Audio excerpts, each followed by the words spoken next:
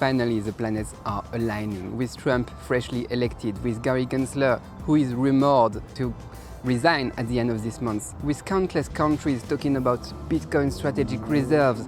We are seeing history being made right now, right in front of us. A more decentralized world, or should I say a more blockchainized world. We will talk about that later.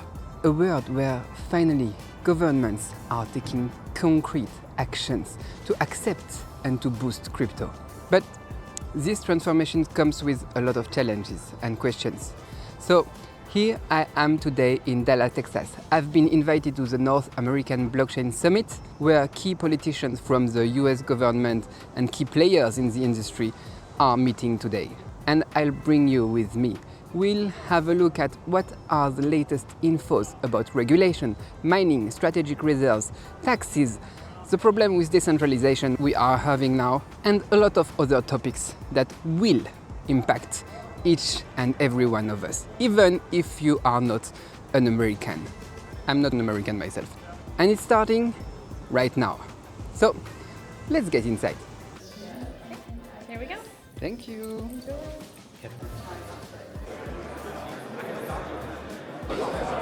Okay, so I had a quick look at the schedule and did a little tour of the exhibitors booth, and there are quite a few things to talk about today. So for this first day we're going to talk about artificial intelligence, mining and Trump.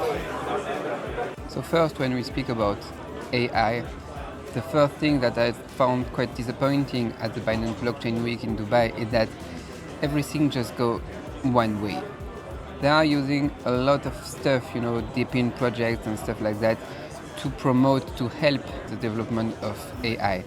But the AI is not doing a lot for blockchain technology. So yeah, that's the first problem. And the second problem is the distinction between, blockchain AI and DAI, like decentralized AI. I want to find some projects that are truly decentralized and not just blockchainized, as I said in the introduction. So yeah, we have to make the distinction. And maybe I've found a good project here, so I will go to the keynote just after. It's called Angel AI. It seems to be a fully decentralized AI that you can control yourself. So yeah, we'll check that. But I just want to remind you that this distinction is very important, because what I want to see is like something that is really democratized, like accessible for everyone. Let's go see the keynote of Angel AI and we'll see. Yes, this is something that the industry, frankly, has waited for a long time. This is a hugely positive change in the right direction. Okay, that was quite a great speech. I like the part where they say that everything is tokenized and the people you interact with, they don't know anything about you, they just have the token. And they don't know what's your gender, what's your race, who you are, they just know what's your history and what's your, your assets. And yeah, it's totally transparent. So I don't know. I know it's decentralized. I understand that they have their own blockchain, but I don't know how they proceed to store all the files. And I don't know about the safety. Anyway, yeah, it was a great speech. Anyway, to the next topic now, mining. We have some Bitcoin mine loads that are over 500 megawatts, first of all. So that's a large load. For comparison, the city of Lubbock is about 600 megawatts. So we see big single mines that are as big as a 300,000 person city. But the price sensitivity. Okay, I've gone outside because it's really noisy inside and I'm not sure if you can hear me well, and it's quite important what I have to share to you right now, because I've been surprised. When I came here, I thought we were going to talk about regulation, about law, control, and a little bit of energy maybe, yes, and a little bit of mining. But it's crazy how Texas is working, especially on this mining part. Texas, they call that the Lone Star State. I think, yeah, they are really alone in the USA and in the world for what they are doing about mining now. So it's crazy. Texas, it's the 9th largest economy in the world if you take it like as a country. And during the last few days, I heard about mining too via Texas Governor Greg Abbott. He was always a great believer in Bitcoin. And this last days, what did he say? He announced that Texas is ready to become the home of cryptocurrency mining and that Texas should become the crypto capital of the world. So what's going on and why is it so crazy about mining here? Can they really manage to do that? Can they really compare, with Malaysia, with Ethiopia, with Russia? In short, yes, I think they can. How? How can they manage to do that? They have the infrastructure. They have a pro-crypto environment. They have a lot of clean energy in West Texas, like wind farms. Better, they can use solar panels that are producing an excess of electricity like every day. It was Rachel Silverstein from Bitfarms that said that there is a lot of places where they have an excess of electricity from solar panels from 9 to 14. And this is just lost. So yeah, she's telling everyone, sell your electricity to miners. But what is the problem here? People don't know. They don't know they can sell this electricity. They don't know they can do something with this excess. We are very early. Pocket, everyone's phone, everyone should have a decentralized wallet. And so some of the celebrities here that we're interacting with and working with, they see the vision. These are mainstream celebrities. They're part of our vision and our mission, all Americans, and basically the whole world. Is it better like that? Okay, the sun was bothering me. So yeah, they don't know about this opportunity and they don't know that they don't know. That's the worst part. And even if it was not an excess of electricity, here, if you want to produce 1 Bitcoin, it's like 55K or something like that. It was like Bitcoin mining world company, someone from this company who told me that, and they can sell it, lately for like 95K, 94K. We had a new ATH this morning at 94K. So it's profitable anyway. But yeah, I think the main problem is that energy companies don't know they can do that. So they are starting to find out, and it's going crazy. So it will impact strongly the price of Bitcoin in the following years, I think. I met another guy who is from a gas company, but not from Texas, he's from Mississippi. And they have an excess of gas too in Mississippi. So what do? They sell their gas for electricity and then they mine Bitcoin. It's crazy because they are not strong believers in Bitcoin.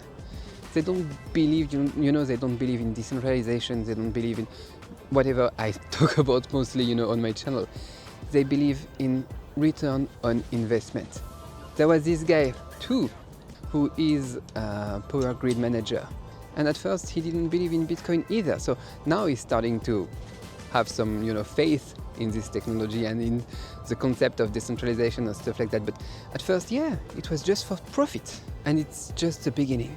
So I think we will see more and more of that. And I like the idea of having clean energy, like wind farms, solar energy, excess energy, stuff like that, because, when we had the ban in China, I was living in China before, and we had a ban in China. What was the problem?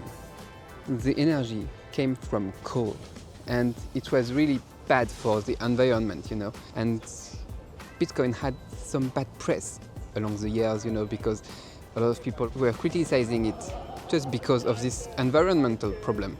But now it's the contrary. You can have clean energy, you can have excess energy, you can be more efficient and more clean and produce Bitcoin at the same time. So yeah, there's really a clear shift happening now. So yeah, Texas seems to really be a good place to mine Bitcoin. The cost of electricity is not as cheap, as Malaysia, Indonesia, Thailand, stuff like that. But the government is helping, and everything is here just to make it work in the long term. That's the most important point, I think. It's stable here, and it will keep this way. At first I was a little bit worried about the weather because it's quite hot. Here it's November now and it's still quite hot.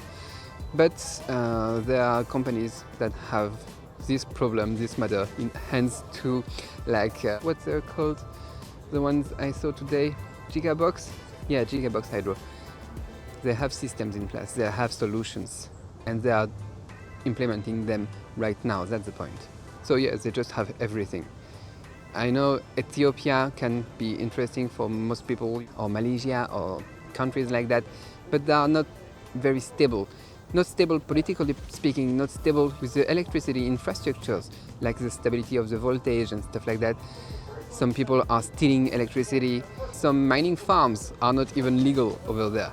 Here you can do everything legally and make profits. So yeah, it's a surprise. I wasn't expecting that here in the US to have so much mining companies, and I'll go check with Bitcoin Mining World what's the price and what's the ROI these days.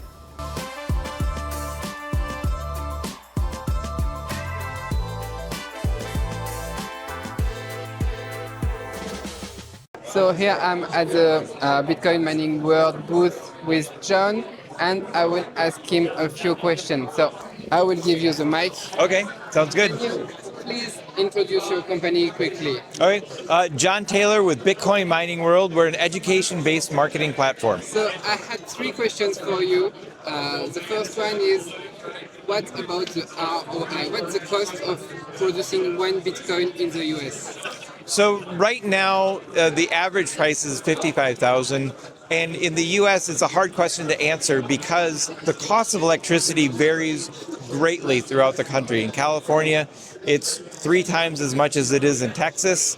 And so there's a lot of factors that go into it. But if you're making Bitcoin in Texas, it's going to be around $55,000. And another question I have that is very important for me is the bureaucracy.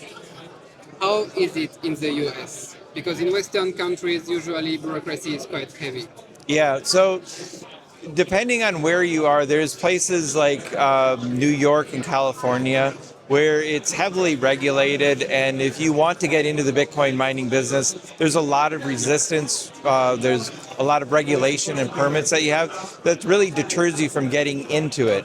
But if you go into more Bitcoin-friendly states like Texas, Missouri, Oklahoma, there's a lot of opportunities throughout that region to really get into the business and avoid all of that bureaucracy. And what's the difference between all the regions, all the states? Because we have Greg Abbott, who in the last few days said that he wants to make Texas the crypto capital of the world. But is it really the best place here? Well, yes, because this is one of the energy capitals of the entire world. There's more oil in Midland, Texas than any place in the world, if you ask somebody from Midland, Texas. So there is a lot of opportunity with wind, solar, and of course the gas and oil. Yeah.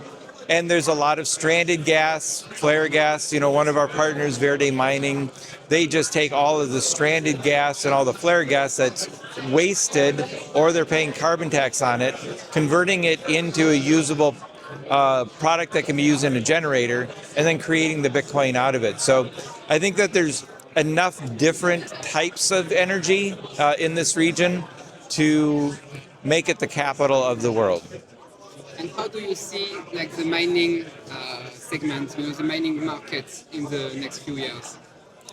The mining market is going to evolve because with the next halving, the next epoch that we go into, it's going to change the dynamic of how you can make money in this business. I don't have a crystal ball, and I don't know which way it's going to go, but I think it'll dynamically shift in one direction or the other. And so I think that there's through that time, there'll be people exploring different ways that they can use nodes to capture data and to make money that way. And there'll also be transactionals that will further give opportunity to make Bitcoin profitable. When I think about the future, I think about what if China wakes up? Could that impact you? Could that impact Bitcoin mining? I think that the Bitcoin mining is decentralized enough where it can't be, and we're still China's biggest customer, so they'd have to make us not their biggest customer in order to do that. And I think the economics of that, they've already decided that it's not worth it. Thank you, John. Okay. And I finished this part of this video at the hotel because I met some people from Fidelity at the bar and some people from EDG too, just after the last keynote, and they invited me to dinner. Very nice people. So I couldn't record what I wanted to say about Trump and Pompeo. That's why we'll do that just here, just now, just between you and I. And it's calm here. And I can even add some insights to that because we discussed his policies at the dinner too. So I want to talk about Senator Loomis. She wasn't there today, but everyone was talking about her. She made a proposal that the United States buy up to 1 million BTCs over 5 years, 1 million, as a strategic reserve. This strategic reserve is looking more and more like our future reality. She says it's because of the debt. I'm not sure it will solve the debt problem, but it could certainly help. On my end, I see here more a way to protect the US dollar. And I understand that, it makes sense. But whatever the reason is, really, 1 million Bitcoin is about 8% of the total available Bitcoin supply. And that would create a global race to accumulate Bitcoin. A lot of countries would follow suit. Prices would skyrocket, and individuals like you and me would find it harder and harder to get our hands on them. But if you have some already, and for the whole crypto market, it will be insane price-wise. Of course, it's price-wise. If you talk about the vision Satoshi Nakamoto had for the world, that's another story, of course, but if you are in it for the money, I get a little bit emotional and sad, to see these decentralized infrastructures serve centralized AIs, like I said earlier. I'm a bit sad too when I see what's happening to the decentralization ideas and concepts with the US financial markets. But my sadness about a world that is more and more blockchainized and not more and more decentralized, that's something for another day. Because Trump, he doesn't care about that either. He wants to make America great again. That's what he promises. So what will he do then? And what are the recommendations of the lobbyists that come and go, see him at Mar-a-Lago? I noted 3 key points today. First, the energy dominance. He wants to have a surplus in the United States. China and Russia are on an energy deficit, and he likes that. Before it was oil and natural gas. Now it's still the same, but the spectrum is just bigger. Controlling the energy is the key for him. Whether it's for blockchain, for AI, or for anything, he wants to keep this dominance. Second point, it was not directly about crypto at first. Pompeo said that President Trump doesn't want the kids to go to war. I like that, but he cannot have a great America, a strong America, while not going to war if he hasn't something else, to counterbalance this power here. So he needs more economical power. And here, Pompeo talked about China again and the dependency to the US for the exports. I think we will see what we saw 8 years ago, again. And pressure can easily be applied to China with tariffs. Anyway, what's important here is that Trump wants no war. What does it mean for us, for the crypto community? It means we could see more stability for a few years. That would be very profitable for the crypto market. If we don't have a black swan event, like COVID, it could be insanely good. And third point is efficiency. A lot of things Pompeo said was about efficiency and deregulation. It made me think a lot about, DOGE, Department of Government Efficiency. When I hear Pompeo talking about Trump, I feel like I'm hearing Musk, They are really all in phase with that need for efficiency. So yeah, all in all, it was a great first day and it's very promising. And I learned a lot myself talking with American, oil and gas tycoons. That's not the kind of event I go to normally and the people, I speak to normally. So it was a great surprise. Anyway, it's late. I'm gonna go to sleep now and we'll continue tomorrow. I can't wait. We'll talk about the SEC, taxes and tracking, and maybe CBDCs, and what's gonna happen mid-long term to our beloved crypto market. Because Trump, it's just the beginning, and what he will do in the first 18 months is the most important part, and then we will have to wait for 4 years again. So what will happen? after that, and what are the trends? We'll talk about that tomorrow. Good night.